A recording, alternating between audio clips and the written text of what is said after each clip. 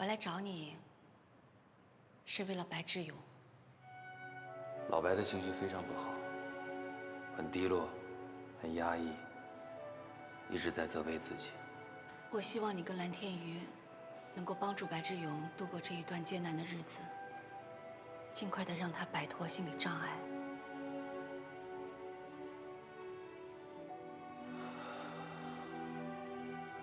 静雅，老白他始终认为，3年前的那件事情，他有摆脱不掉的责任。你为什么不能早点跟他说呢？因为我不想2个人同时去承受这种刻骨铭心的苦难，不值得。所以当时我瞒着白志勇。其实还有一个原因，我没有当着白志勇的面说，是因为白志勇比我更脆弱，更容易崩溃。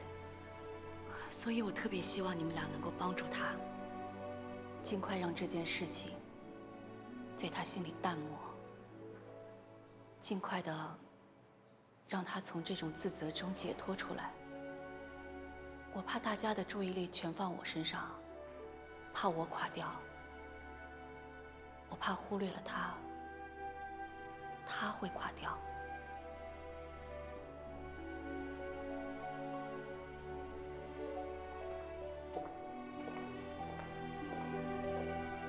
景雅都这样了，还在惦记着白志勇。他的善良，他对老白的好，真是挺让人感动的。好女人。不能再这样下去了。我觉得老白现在有点神神叨叨、疯疯癫癫了。再这样下去，我真怕他会憋出什么病来，到时候跟你一样再神经。所以啊，咱得赶紧想想办法，帮帮他。消除郁闷的老办法，给他找点具体的事儿，最好是玩乐的事儿，让他忙活起来，让他分散注意力，而且得让他从精力上、体力上都感到疲劳，越累越好，这样他就不会时时刻刻想着景雅这件事儿了。又在说白志勇的吧？啊，我们俩在讨论有什么具体的办法能让白志勇转移一下注意力，别老那么痛苦。那就接着讨论，看看有什么办法能帮他解脱。老白平时都喜欢干什么事儿？打扑克啊？组织几场牌局，打他个天昏地暗的，绝对能消耗他的体力和精力，转移他的注意力。不行，你忘了，白志勇就是因为爱打牌，造成了景雅和他的矛盾升级。对。景雅出事的那天晚上，老白正好在打牌，这太容易引起他的联想。可是我觉得打牌挺好的。这世界上为什么有这么多的牌迷啊？就是因为在打牌的时候，可以在短时间内同时体会到希望、失望、期待、绝望、贪婪、惊喜、沮丧、智慧、成就等等若干种情绪，确实可以暂时性的忘掉烦恼和郁闷。行，就打牌，还是以毒攻毒。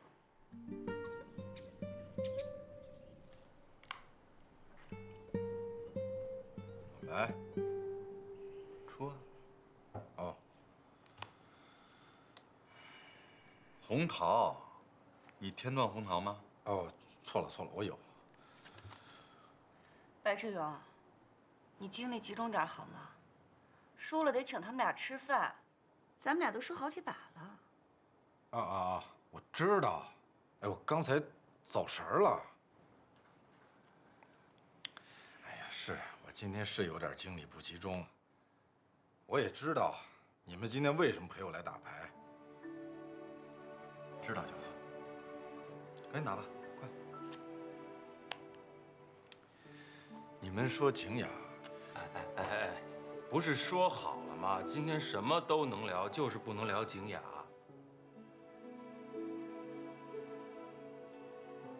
好，不聊。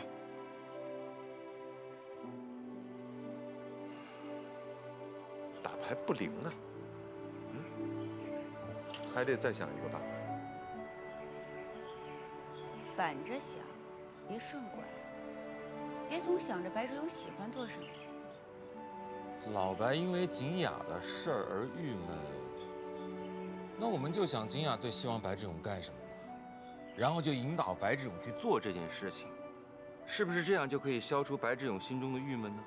有道理，这样景雅也会高兴，连景雅一起拯救了，一石二鸟，一举两得。景雅最希望白志勇赶紧找工作，别再晃悠下去了。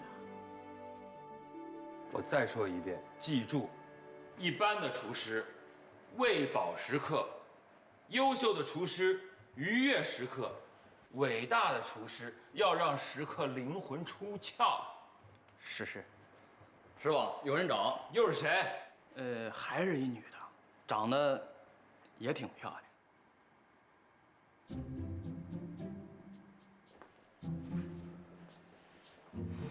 哎，又一女的啊！师傅桃花盛开呀！对呀，是不是知道了我的惨痛经历，母性大发，特意跑来怜悯我？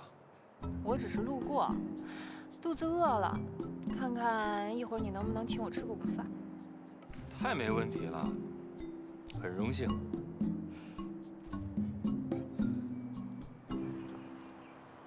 那工作在外地，在济南的分公司，是个部门经理。去吧。现在找个工作特别不容易，你放心，我好多了。这段时间，你陪着我，陪我聊天，陪我吃饭，陪我过周末，陪我干家务活儿。我上班的时候，你一个人没事干，又该胡思乱想了。白志勇，你应该有自己的工作，自己的生活。那个，我就不上去了，约了老蓝跟老黄。啊，袋子里边有冰淇淋，上去之后赶紧放冰箱里。啊，还有那个鱼，红烧的时候别忘了放料去。是啊，以前老是忘。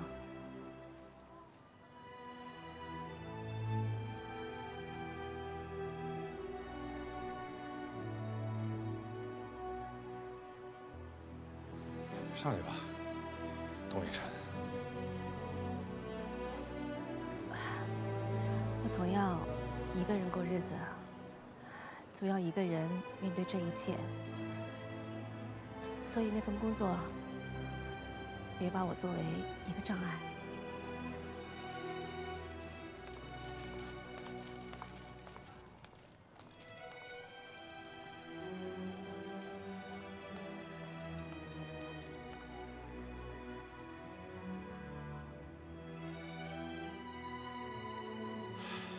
我倒不是嫌工资低，也不是嫌职位低，我就是最近不想去外地。因为景雅，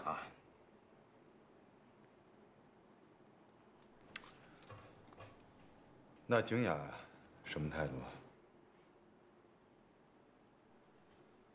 他倒是劝我接受这份工作，可是他越劝，我越觉得他还需要我。刚才陪他去买东西，送他回家，看着他一个人拎着那么一大堆东西，孤零零地走进单元门口，我突然间觉得他那么瘦小，那么单薄，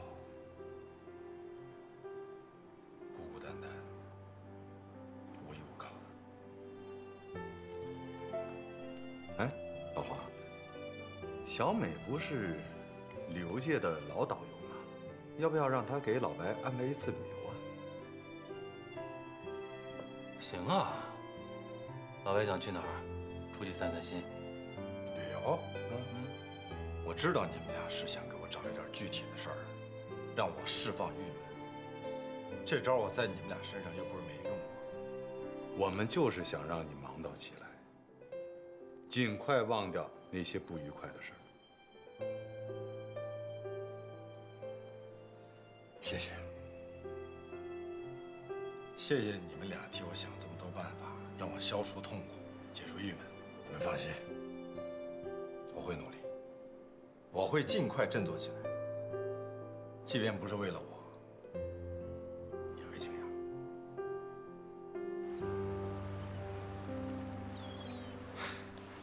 你放心，我在这个事业大军里不会待太久。你让我放心你，那我也请你放心我。因为昨天我听同事们讲笑话的时候，能笑了，已经开始笑了。不会是为了缓解我的心理压力，故意这么说的吧？不会。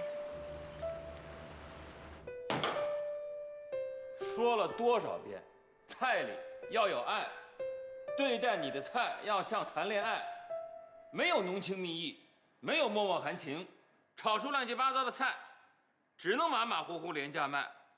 又来了。什么又来了？训你几句还不应该吗？不是师傅，还顶嘴？啊，不是师傅，是你的女性朋友又来了。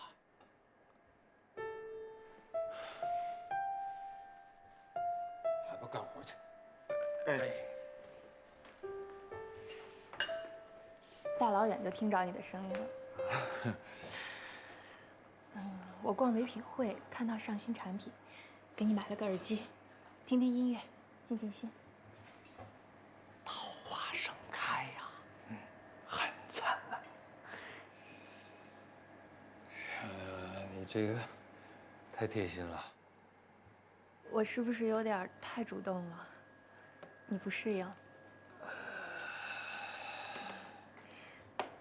慢慢适应吧。你继续骂人，我走了。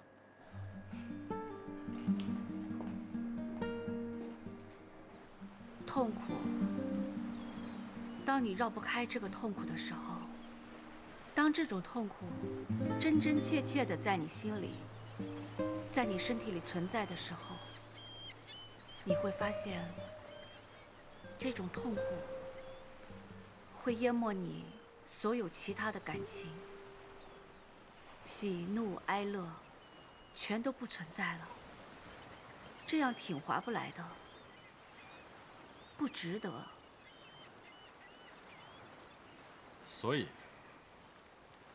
哪怕是自己扇自己的脸，自己砍自己，自残，也要强迫自己想明白，努力，努力的把绝望和压抑全部扔掉，否则，只有死路一条。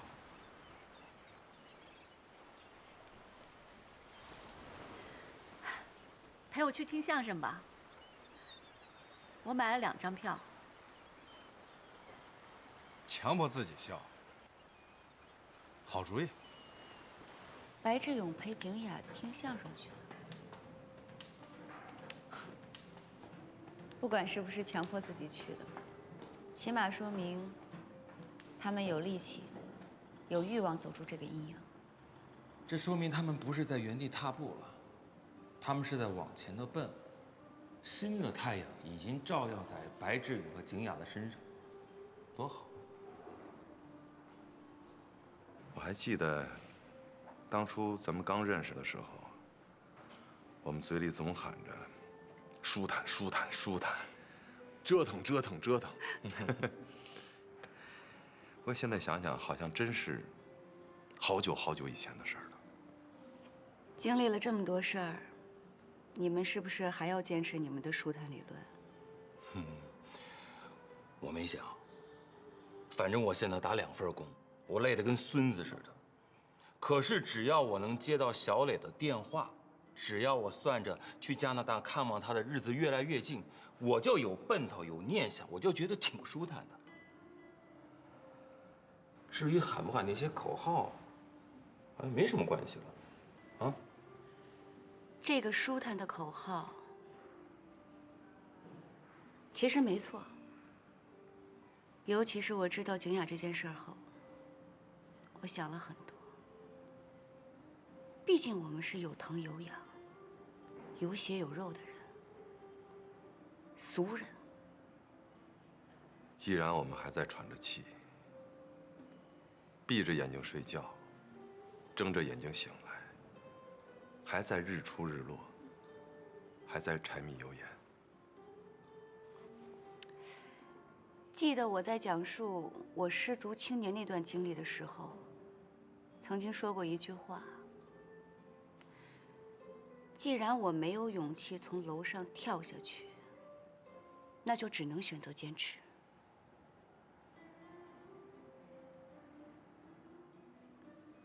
真好。来，老朋友，咖啡也干呀。干吧。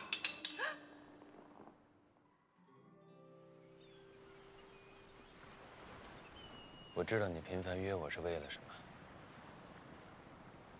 也许吧，也许尽快开始一段新的感情，能够让我重新充满希望的面对生活。你不要有负担。我真的不是听了你的那些经历才和你再次接触的，我就是觉得你这个人特别踏实可靠。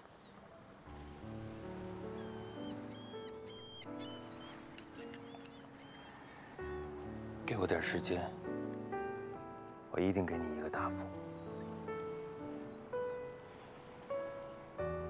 我知道，我会等的。你也别着急，好吗？我和老兰又有分歧了啊。他觉得人活着得有口号，我觉着过日子只管过，不用喊。光喊不过，那就成了播音员了。你别说，如果没有这个改变的过程，我都不敢想象那段日子是怎么熬过来的。所以，舒坦的这个提法没有错，是舒坦这俩字儿挽救了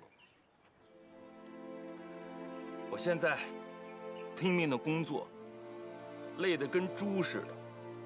每天一回家，倒头呼呼大睡，每天就数着存折上的存款，算着去加拿大看小磊的日子还有多少天。无聊的时候，一个人看看电视，发发呆，就挺舒服的，就好像回到了从前的日子。不一样，不是从前了，老黄。你已经不可能再是以前的黄九恒了。经历了生死离别，经历了那么多折腾，对比之下，你才觉得这种安静的日子舒坦、舒服。舒坦呀，应该是一种适合自己的具体的活法，而不是强迫自己的一种表演行为。冬天寒冷刺骨，家里有暖气；夏天酷暑难耐，屋里有空调。倒在床上，猪一样，四仰八叉，睡得踏实，这就是舒坦。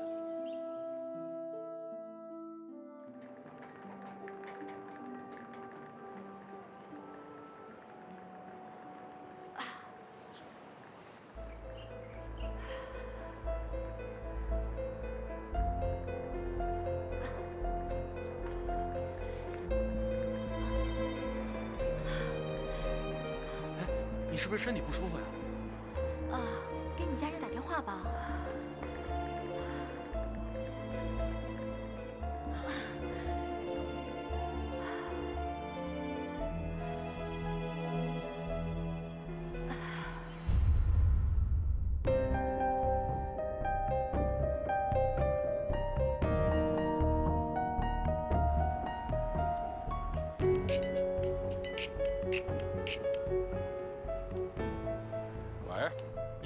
110巡警，有什么事儿吗？你是景展成吗？不是啊。那你的电话是151-1697-2751吗？是。景展成是我前岳父，怎么了？出什么事儿了？你认识一个叫景雅的女士吗？我认识啊。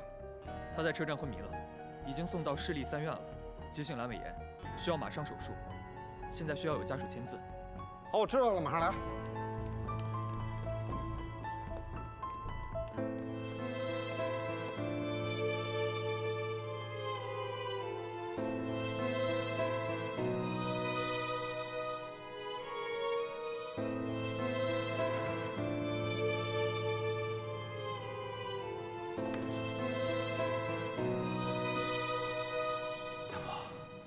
手术怎么样？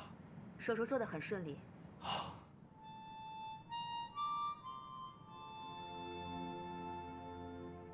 天啊！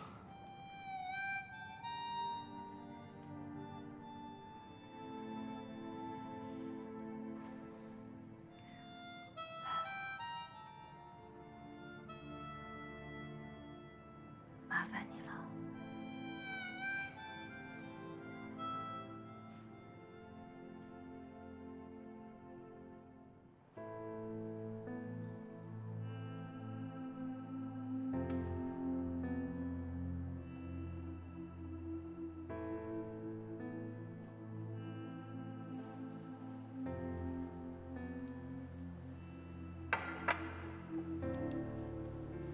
眼神空洞，无神，没焦点，又出什么事儿了？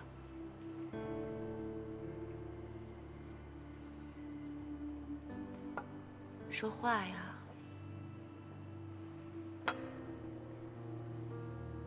景雅动了手术，他怎么了？没事了。急性阑尾炎，手术很顺利。他父母都在江西南昌，在这个城市里没有别的亲人，所以我在手术台上签的字。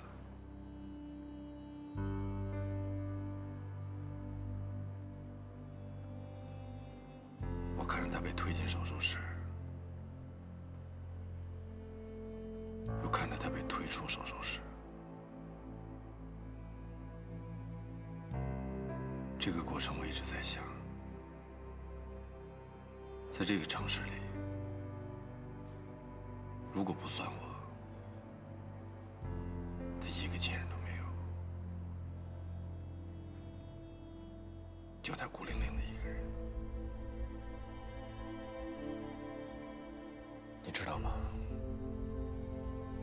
当他昏倒在地铁站的时候，别人问他家人的姓名和电话，他说的是他爸爸的名字，而报的手机号是我的。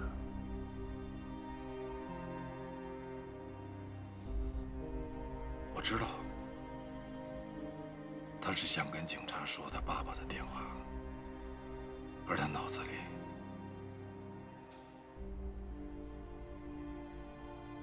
只有我的电话。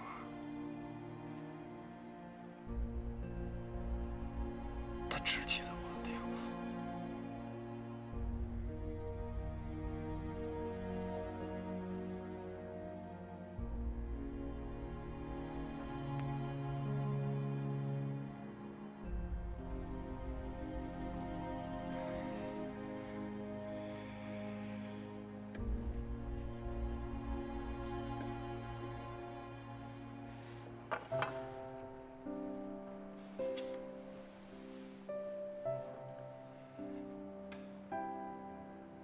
有句老话说得好，离远了、离开了才看得清。我跟景雅离婚之后，其实我没有像我表现的那样轻松，我还在想她。我拼尽全力想把他从我心中忘掉。我想让自己变成一个混蛋，那样我的心才能硬起来。做一个没心没肺的、潇洒的混蛋，是件挺难的事儿，因为你还有良心。你煽动老蓝和老黄去疯、去玩、去嗨，其实你是在强迫自己，给自己一种忘掉过去的勇气，一种改变的借口。我其实真的不是我想象中的那种人。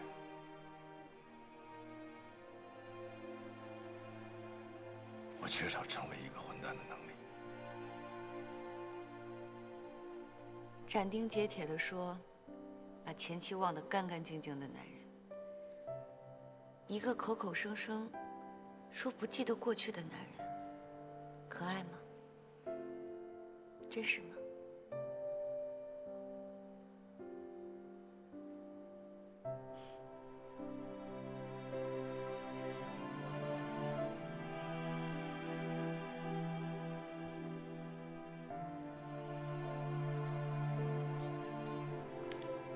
老白，有这么一段话：和你一起笑过的人，你可能早把他忘了；但是和你一起哭过的人，你绝对不会轻易把他忘掉。这段话挺合适你和景雅的人物关系的吧？哎，老黄，你一直说老白和小美挺合适的，你希望他和谁好啊？对啊，我就觉得老白和小美挺有夫妻相的。哎，白志勇，你自己说，景雅和小美，现在谁最适合你？全世界适合你的东西多了，可能都属于你吧。没有爱着急，两个爱上火。那就这样，咱们呀，用排除法。老白，你说实话，如果你放弃和景雅和好的机会，你后悔吗？老白，你说实话，放弃小美，你后悔吗？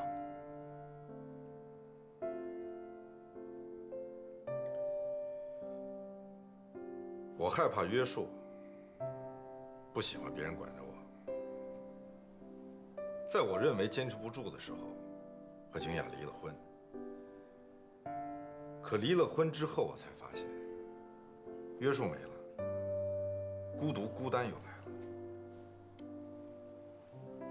而且，孤独比约束更可怕，孤单比约束更难对付。特大新闻啊！一个怀疑婚姻，说婚姻对某些人来讲是个错误的人，居然开始说这种话了。不是婚姻错了，是我错了，我错大发了，长了一张错误的脸，生了一颗错误的心，我他妈就是个错误。而且这个错误，并不是在我知道了景雅的秘密之后才感受到的，是很早之前就有。只是我这人比较操蛋，我嘴硬，不敢承认罢了。是，我没有忘掉景雅，我也不敢义无反顾地去追求小美，因为我害怕，我害怕会有新的错误。我害怕会有新的后悔。也就是说，在两个女人之间，你还在犹豫。也就是说，两个都放弃，你怕后悔？也就是说，最终我可能什么都得不到，只剩后悔。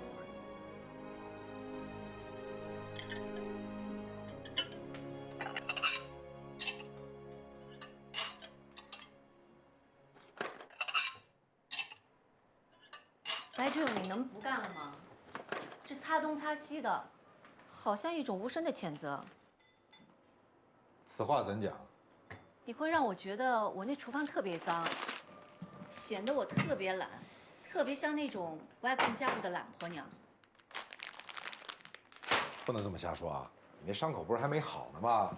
我得替你打扫干净了，这样你不就可以少干几天家务活了？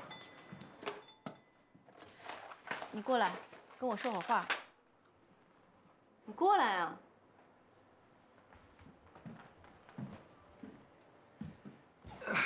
什么事儿？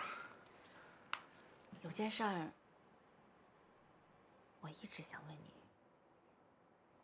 你问。江小美离婚了吗？离了。离啦？嗯。什么时候离的1个多月了吧？哦。手续都办了？离婚证都拿到手了。啊？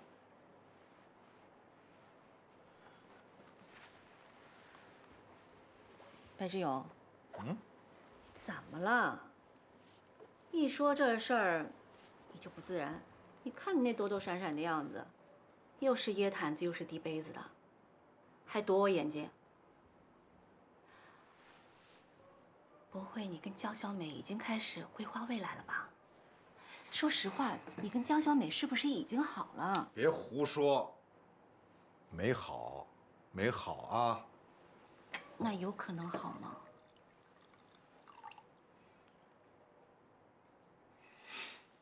景雅，我跟谁讨论这事儿，我也不能跟你讨论这事儿啊。咱俩讨论这事儿多尴尬呀！哎，你晚上想吃什么呀？怎么就不能跟我讨论了？不说你吃什么，我赶紧做。哎，那次我问你的时候，你当时跟我说，你跟江小美最大的障碍就是她没有离婚。可是江小美……我现在问你的问题是你晚上想吃什么？吃你。吃我？行啊，那饭都省着做了，哥们儿随便你吃。你讨厌！哎呦哎呦呵！哎，别动啊，你伤口真的小心。这2天一直在和白志勇聊你的事，我觉得他并没有彻底放弃和你感情发展的可能性，他还在犹豫。还有必要讨论这事儿吗？白志勇的态度已经很明确了。有必要。白志勇的态度并没有那么明确，这是我观察到的。白志勇的毛病就是嘴硬啊。你又不是不知道，我是真的怕你们2个彼此错过了，将来后悔，所以由我来当这个中间人，分别和你们2个人谈，免得你们一个遮遮掩掩，一个不好意思。但是丑话说在前头，成缘分，我有功。不成，大家还是朋友，别怨我。黄大厨，真是太辛苦你了。这事儿怎么就把你给夹在中间了呢？好像我跟白志勇不能沟通似的。又不是旧社会，男女授受不亲，还得通过媒人。哼。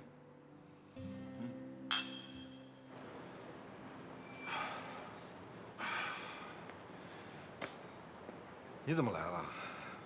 你和小美之间有张纸，必须要捅开，不能再这么遮遮掩掩的了。捅开，他是你喜欢的那个人，继续追；不是，继续找别人去，两不耽误。有枣没枣，先抡一竿子再说呗。哎呦，你就别添乱了，行吗？这事儿让我自己来处理。你就真不想知道小美是怎么说的吗？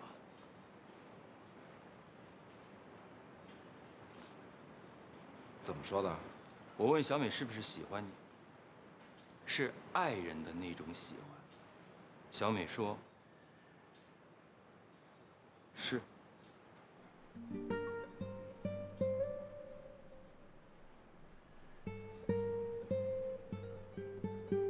你好像对小美的回答并不吃惊嘛。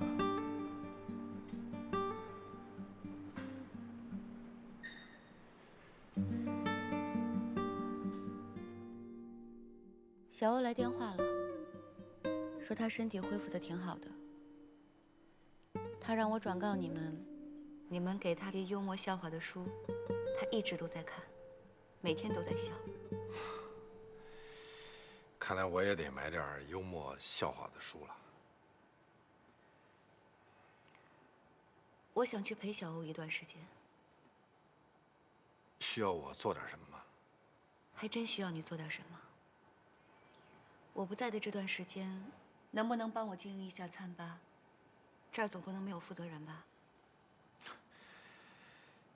可以是可以，只要你别指望我挣钱就行。你放心，我不会指望的。行，没问题。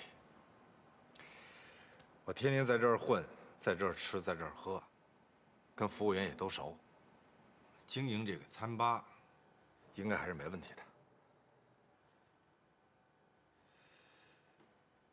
我还想说，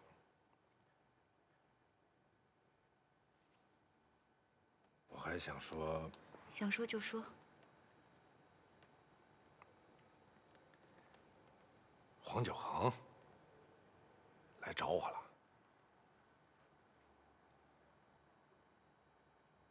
我不是不喜欢你，也不是没想过咱俩的未来，只是我这一身的麻烦，捋不清楚，乱七八糟的，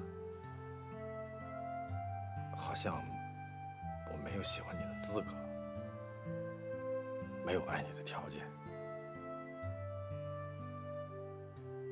别那么沉重，白志勇。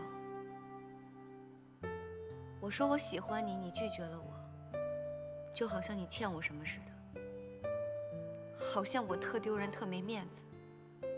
你只能摆出一副过意不去的样子，沉痛的样子。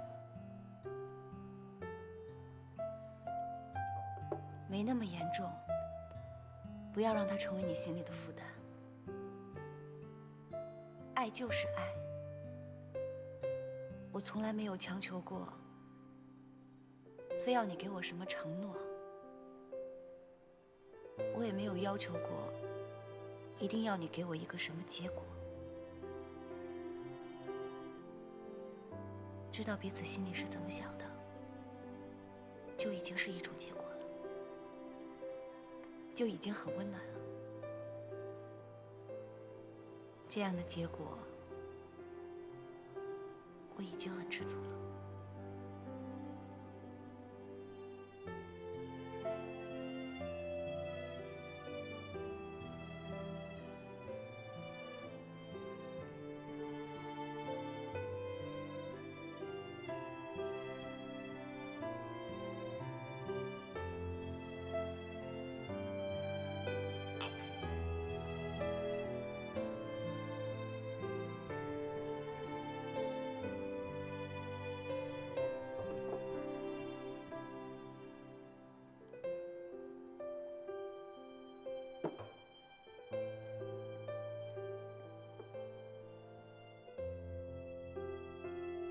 刚才小美来电话说，订了后天的机票去看小欧。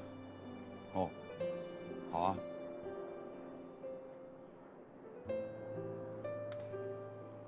听见没有？想儿子了，走神儿了。你说什么？想儿子？嗯，蒙大头呢？想儿子眼神迷离，无精打采，神情恍惚，还有点脉脉含情。想儿子他妈了吧？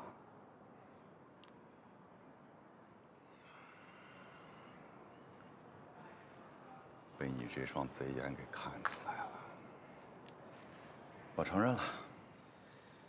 那你给我承认承认，想什么呢？我在想啊，我和上官慧离了婚以后吧，为了瞒儿子而瞒大家。虽然分居了，可还在一套房子里啊。一起吃，一起喝，一起睡，一起过，时间长了还挺适应的。尤其是他出轨这件事儿，时间一长，就好像没发生过一样。我也不太记恨他了。明白。这日子过得呀，还挺自然的。有时候确实恍惚，就像没离婚一样。你说这骗大家吧，骗来骗去，怎么把自己给骗了呢？有时候我还真得提醒一下自己，我们已经离婚了呀，已经不是两口子了。啰里啰嗦一大套。梁老师，主题是什么？主题是，他出差这么长时间了，我一个人待在屋子里，不大适应，还真挺想他的。